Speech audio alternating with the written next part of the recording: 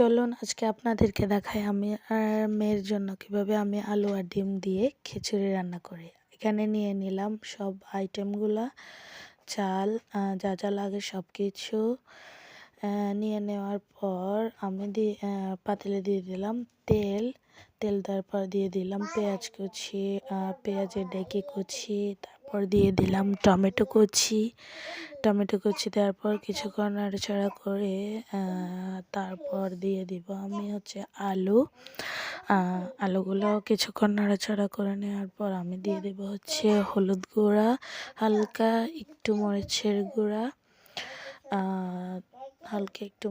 গুঁড়া, তারপর আমি দিয়ে দিব গিয়ে লবণ।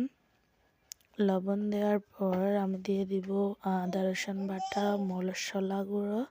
তারপর কিছুক্ষণ নাড়াচাড়া করার পর মশলাগুলো একটু কষিয়ে আসলে মানে কষানো হয়ে গেলে দিয়ে দেব আমি পরিমাণ মতো পানি, মানে আলুগুলো যেন সিদ্ধ হয়ে যায়।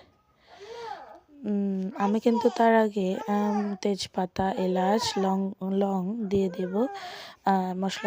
আলুগুলো যখন কষানি হয়ে যাবে তখন আমি দিয়ে দিব চালগুলো দিয়ে নাড়াচাড়া করার পর কিছুক্ষণ পর যখন চালগুলোর পানি শুকিয়ে আসবে তখন আমি দিয়ে দেব গরম পানি।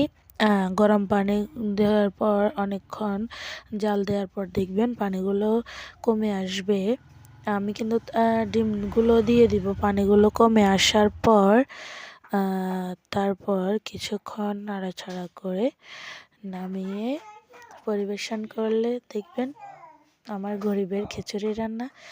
ভিডিওটা কেমন লাগছে জানাবেন, কমেন্ট করবেন আর আমাকে ফলো দিয়ে আমার পাশে থাকবেন, দেখবেন অনেক সুন্দর